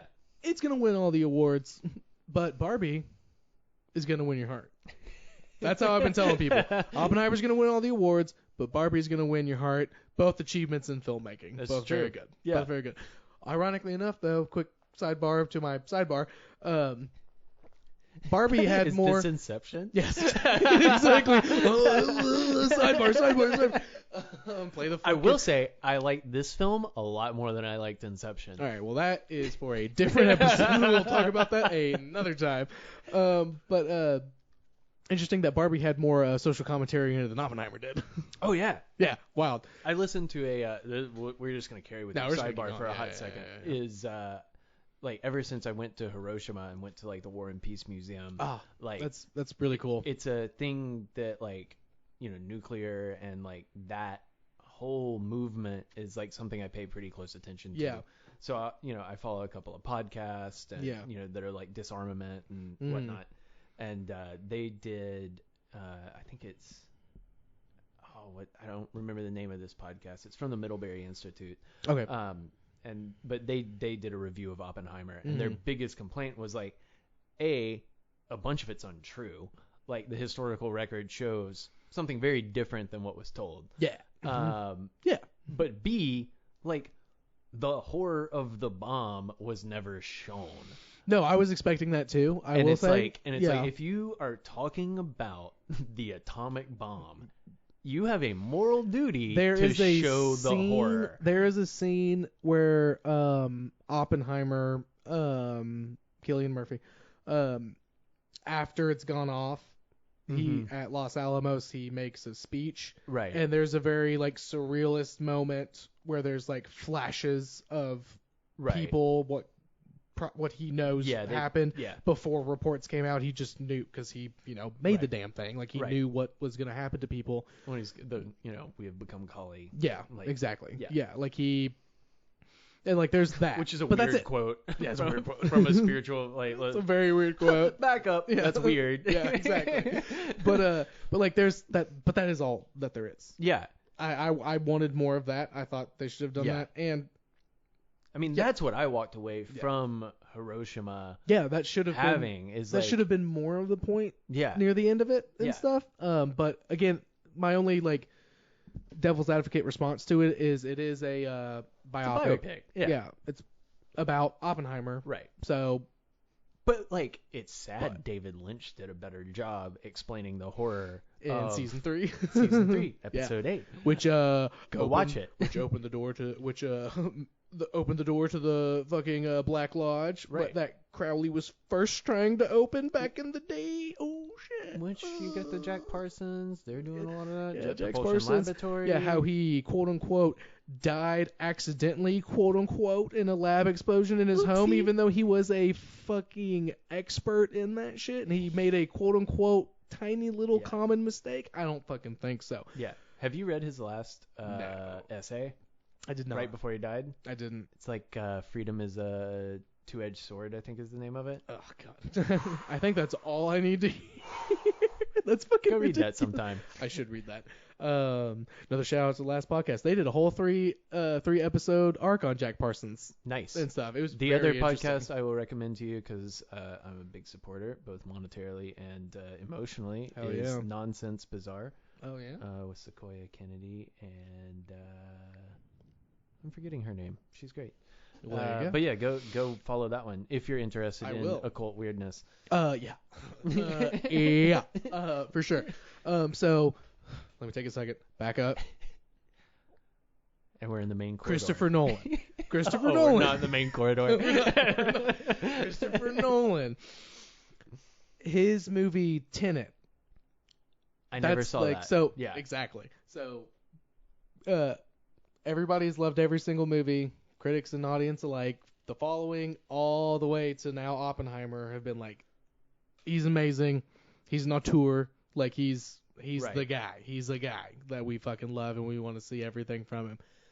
Tenet is the only exception, and the main review I've heard from most people online and in person who have seen it is, it seems like he forgot to make a movie that people could understand. He made a confusing movie that was hard to follow that he fully understood because he made the damn thing. Right. Everybody else was like, it's too confusing to know what the fuck I'm supposed to understand what's going on. And I feel like this movie had a bit of that going on. Which actually, I did get something from it. Right. But and from people I've talked to that have seen Tenet, because I don't know, I saw the trailer and I was like, I don't know about that. I don't know if I'm feeling that one. And then I saw the second trailer with Robert Pattinson, and I was like, I do really like Robert Pattinson actually now. Like now that once he moved off from Twilight, everything he's done has been amazing. I was like, but I heard it was like people were like, I didn't understand it because I don't think I was supposed to, and I don't want that from a movie. And I feel like there was a little bit of that in this. I think I seek out movies like that, which I think brings up that. You should watch Tenet and let me know what you think. I will. I do think it brings up that interesting, like, what is the filmmaker's obligation to the audience? Like, my background's in photojournalism. Yes. And which I have a splash of that in there too. Right. Of course. Like, obviously there is that, like, and photojournalism's different because you are explicitly trying to convey something to, an audience. In 1/500th of a second. Right. That's like very loud and clear. Yes. But it's like, as an artist, what is your, especially for something that's weird and divinatory and kind of like off kilter. Yes, definitely Like, off kilter. what That's is- a very good word for this What movie. is your obligation to the audience? Like, Right. at some point, you just kind of have to make that thing. And I'd rather people make weird off kilter movies that are what they believe in and want to put out in the world, Right. than to constantly be doing this like Right. A/B testing to try to get That's fair. a film that's going to do well across the board. Like, it's fine that this has a niche cult following. Yeah, no, that's good. I want more films like Yeah, that no, I in mean, the world. I agree with that. I would say it actually makes me think of a lyric from Tyler the Creator in his album Wolf. Can't remember the name of the song for some reason right now, but he It's a great album. It's a great album. Yeah. I love just about everything that Tyler the Creator does. I don't actually everything he does. I don't think I've disliked a single album he's ever put out. But like in Wolf, there's one. It's later in the album. I can't remember the name of the fucking song right now, but he says he talks about he's like I can't remember the exact lyric, but he says something along the line of like, "But what about me, bitch?" Like da da da da. And he's like, "I'll like." Basically, he's like, what he's saying is his fans are like, some of his fans are like, "Stop being so Right. Frank Ocean-y cute and stuff. Like, I want more of your hardcore like aggressive stuff." And then the other half are like, "Be more cute. I don't want to hear about like all this like fucked up shit that you like have in your lyricism and stuff. Like, I want this." And then he says like, "But what about me, bitch?" Right. Like, and the point is he's like, "Okay, so next time I'll record my therapy sessions and send you motherfuckers the tape." Right. Like, cause his music is his therapy. He is putting out what he needs to put out in the world. He's doing it in a very, very great way. It's beautiful music. I love his music. Right. I've always loved his music.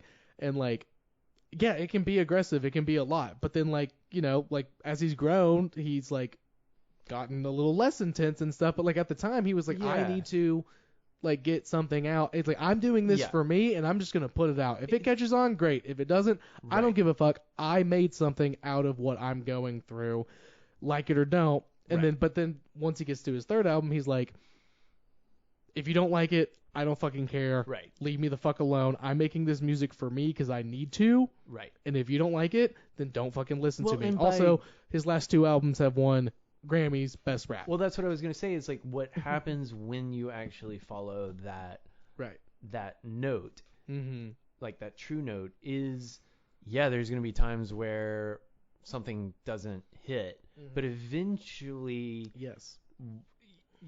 it's almost like this alchemical process where you get a much purer thing that more people are going to connect to. Exactly. And honestly, that's the saddest thing about this film to me, is that it basically killed Richard Kelly's career. It like, did. People hated it. It completely turned him from Hollywood's darling into like he could not get funding for shit. No. And the dude has something to say, and by putting capitalization as a primary like driver for this art medium, we now lost what could have been a really like guiding light. He could have in been these like weird times. He could have been a like an auteur.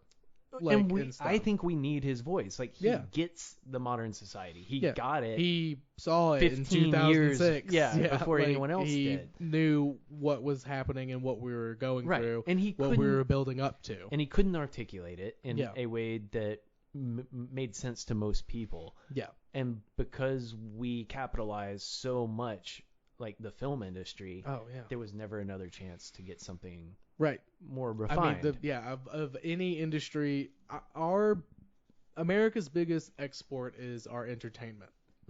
That's our biggest export. That's how we culturally dominate. We culturally colonate via our media. And stuff. So we put a very big like monetary thing on it, but also a very big political thing on it. Like, Like, we don't want a movie that's out there in 2006. We don't want a fucking movie out there talking about how fucking not casual and cool we are, Right. and how things are going, Right. and how things are building up to. We don't want people to know that. Right. We want people to see fucking Wet Hot American Summer, baby. Yeah. Which also is a weird movie, but like, But more the thing casual. the thing that brings up for me is like Videodrome. Have you seen that? Oh my god, yes. Like that was same. I almost put that on my list Yeah, for surrealism. it's I was great. like it's been too long since I've seen it, so I've just something rewatched else. it in the last like I've 2 got years. I don't it may be over there, maybe it's over here. I have the It's Criterion Blu-ray so of it. good. It's so fucking good. But it's like definitely that's- my that favorite Cronenberg. Same sense that like Cronenberg, like that movie's a little hard to watch, and but he captured something, and it allowed Cronenberg's films that came later to be more refined and thought through, and more generally something that an audience can like get. Yeah. And that is like the part of like a sophomore album is Yeah. like, yeah, you had a Well, stroke of sophomore genius, slump, like yeah. everybody, like literally, like it's the most common thing to happen Right. across all of entertainment Right. around the world. Right. Second stuff, you're like, oh fuck, I did really well. I got to do it again. I got to do it soon, so the Right. fever doesn't die down. And there's some great Yeah. interviews with Richard Kelly about, like, he thinks this is his best film ever.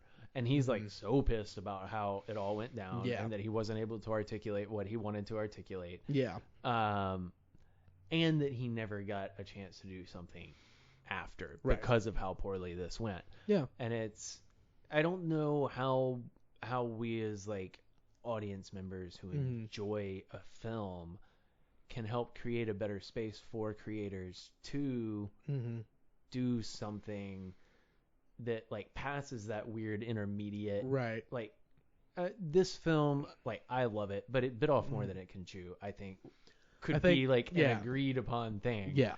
Yeah. Regardless of whether it's good or bad, that's Yeah.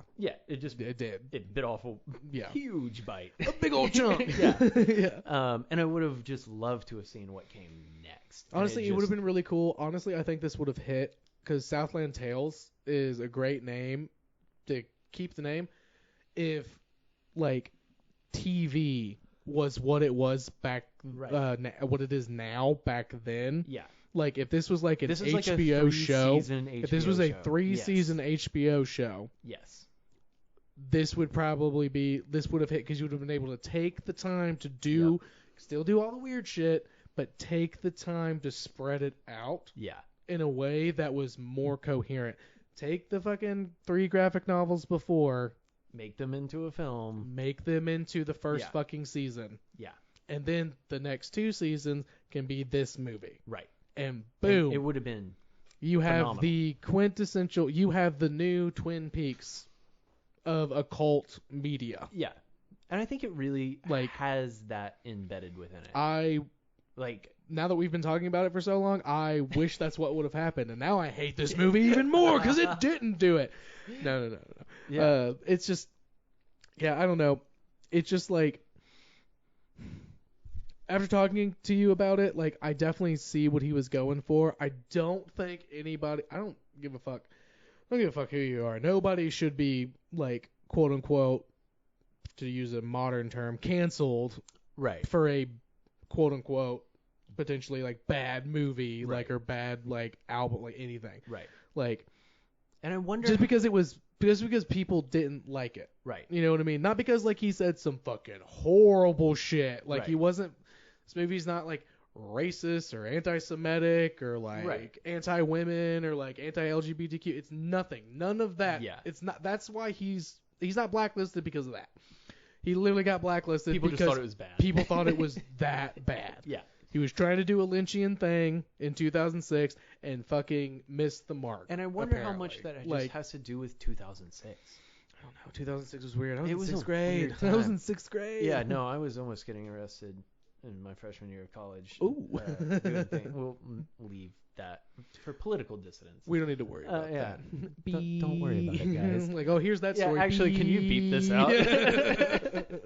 Wow, that's a really crazy story, Bryant. Thanks, man. I'm glad you were here to witness it and hear my pain. Yeah.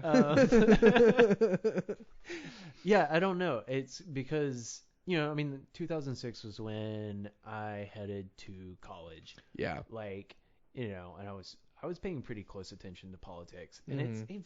it was one of the weirder times because, you know, the security state, like, you know, 9/11 happens, it Still- shifts everything, Mhm. and this film had like the fervor around war.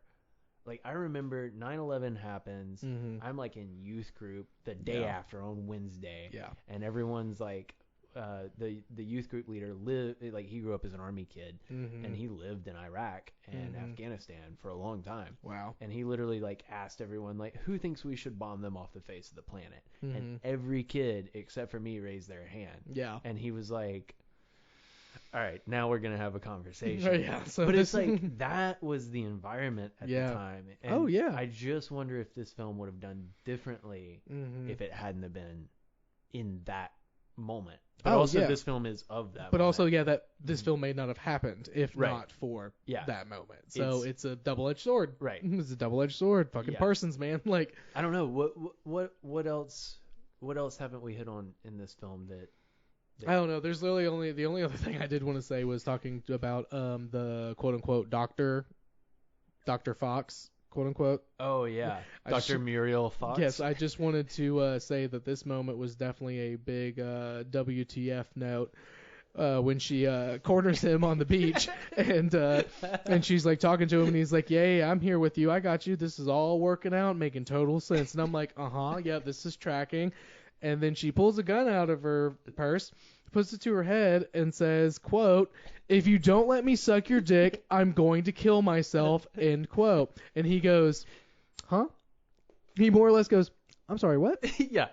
And like, what the fuck? Right. I was very much, I just had to I wrote that exact quote And down because I was just what like, happens what the fuck? and then what It was happens hilarious, but I was like, whoa, what the is fuck he is happening? truly switches into Jericho Kane. Oh, yeah, because he, Because up until that moment, he's Mhm. been Boxer Santeros kind of channeling as much as he can. yeah, he's Jericho been doing Kane. his little finger thing, Right. like, throughout like, the movie, but this one he really fully hits puts him into a different headspace. He Yep. changes who it. Because he is. JT has to fucking shoot this woman, Right. because she turns the gun on Jericho, Right. quote unquote, Right.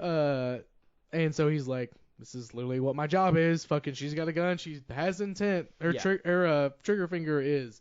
She's not doing good with the discipline. I yeah. gotta fucking pop her. So he Oh, yeah. pops her, and then from then going forward, he is Jericho Right. and stuff. Which is so it was an interesting.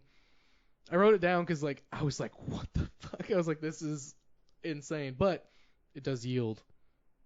Yeah. Full-fledged. He is now Jericho. and it's like We are that's- now, from his perspective, we are now in the Power, not Southland Tales. Right. Yeah. And it's So it is a almost pivotal like, moment, but like the pivotal moment was like, I'm sorry, what the fuck? right. It's Yeah. like her moment of psychosis creates a Yeah. psychosis inside of him.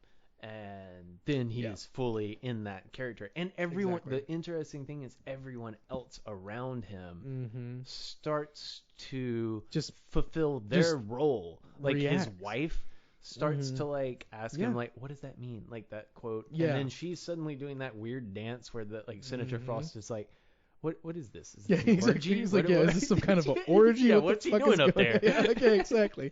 Yeah, it's weird Yeah. how it all does that, and I don't know. I guess my final thesis on it is more or less like after talking to you about it, I feel for this movie a lot more, and I understand it a lot more in a way that I feel like the only way you can understand it is to talk to somebody about it and just kind of like Someone who's obsessed. not even that, just someone you can like rationalize moments Right. and be like, well, what does that mean? And be like, well, what did you think? And then be like, oh, okay, yeah, and then like just kind of bounce off. Like It's like reading Revelations. It's a movie that you have to talk about to understand. Yeah. Because like even when I was like watching, again, I only watched 5 minutes of the 20-minute long Right. video, but and then like reading, but I read some stuff about it and stuff, and I was like, I'm not like, you have to have a back and forth and stuff, and like there is nothing innately wrong with that. Right. I just think, again, I don't want to like talk specifically about like the capitalistic side of it and stuff. Mhm. It's like I don't care that it didn't do well and that critics Right. hate it and stuff, but like the fact that the audience agreed Also hated it. 41 to 41. Yeah. Like it needs to be a little bit more digestible. Just Yeah. a little bit. Yeah. So people want to have this conversation. Yeah. You know what I mean? I can That's completely concur with that. I think everything he nailed it on the fucking head before people were ready to have it, Yeah. but he made it just incomprehensible enough that people were like, I don't fucking care and I don't want to And talk I'm not to going to anybody. work for and it. I'm not going to work for it. Right. I have nothing wrong with working for understanding a movie. Right. I feel like he could have just done like literally 2% more. Yeah. Instead of giving me those 3 graphic novels that nobody even knew were out Yeah. building up to this movie, make the movie. I am okay. Oppenheimer is 3 hours long, and I didn't. I mean, this is 2.5. Except I didn't fucking bat an eye Yeah. at Oppenheimer. Make it a fucking 3-hour movie. Right. And I Make think that I think he would have agreed with that. Make that Yeah. first 30 minutes. Those 3. Yeah.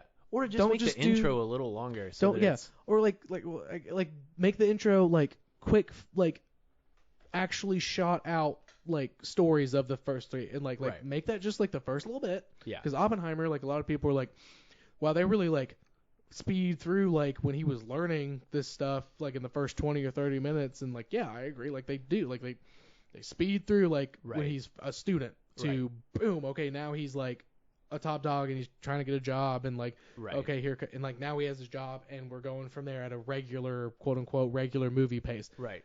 You could have done that with this movie. Right. You know what I mean? With like all the Fallujah stuff. Right. And like it would have meant more.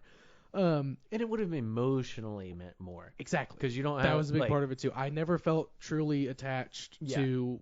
You're not connected There was no to the emotionality. tragedy that is the Exactly. nexus point of this I feel like entire the most movie. emotional part was the fucking American Hiroshima. Right. Like that was wild. I was Yeah. really like, oh shit, Yeah, it's Like, a brilliant piece of it's filmmaking. amazing. But then Yeah. like everything after, I'm like all emotions out the window. Yeah.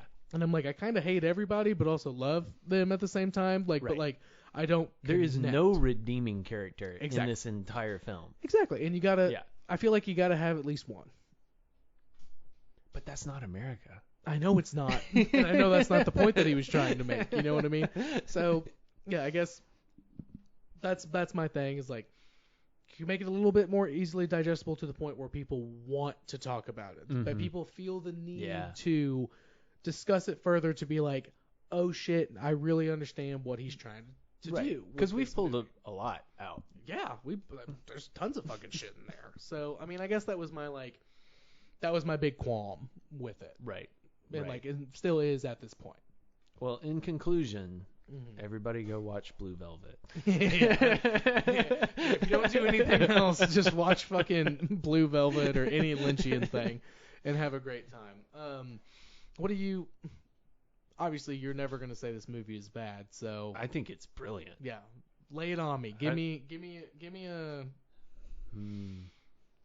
In conclusion, I think that this film has a divinatory sense about how the world was going to be shaped. Yeah. And I think in the same way that divination has this fragmented sense about it, this film mirrors that. Yes. Like, I very much view this as an occult, divinatory, Oh yeah. tarot, whatever, like that world. All the tarot readings I do are very piece by piece. Right. And there's no big answer, and it never gives you, and that's, I think, what I love about it, is that it does have that sense. Like, Yeah. it makes you work for it. You got to watch it a couple of times. Like, I get that that's a big ask. Like, It can be. we watched it yesterday, and I was like, so what'd you think of that, Sarah? And she was like, I hated it. And I've yet to date anyone in my life who likes this movie. Yeah. So, like, I get it. But I think it's got exactly what I look for in a movie. Right. Which is this sense of, like, I've got to work with this movie. Like, I don't want a movie that just hands it to me, you know. Like, you brought up Memento. Like, it's one of those where it's like, Memento to me is an excellent analog, because Yeah. it's like, Memento was great. It blew my socks off when I watched it at like 16. Oh yeah. But like maybe I watched it a second time and that was it. I've never felt compelled to go back to that film. Right. Because it's a neat, tidy package. Yeah. Once you see it the first time and you're like, wait, what? And then you watch it again, you're like, oh. Right. But you're like, wow, fucking awesome. Right. Well done. Yeah. Good film. Good job. Nice, tidy package. Yeah. This one, I've watched it over the last decade. Mm-hmm. And every time I get something wildly different out of it. And like my current reading of it after this film is like a brand new one for me. Yeah. And I've never had that thought before. And it's interesting that it's like inside of this film is like a story of forgiveness. As the times happen. Right. And it's the story of forgiveness and redemption and like integration and like who cares if the world's ending? We have to forgive each other. Yeah. Like that's a brand new reading for me. Yeah, and that's that didn't exist. Something we all should think about right now. Yeah. To be honest. I mean, in the world of crazy shit, like that does seem like the one way forward.